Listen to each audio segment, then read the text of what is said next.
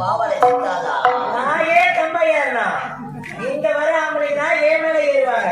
ஆம்பளைக்கு உன் மேல ஏறுவாங்க. யாருனாலும் ஏறுவாங்க. நமக்கு ஏன் அப்போ மந்தமா பிள்ளை கட்டணமா பிள்ளை வாங்கணுமா வீட்டுக்கு போனோமா? சரி நம்ம போகலாமா?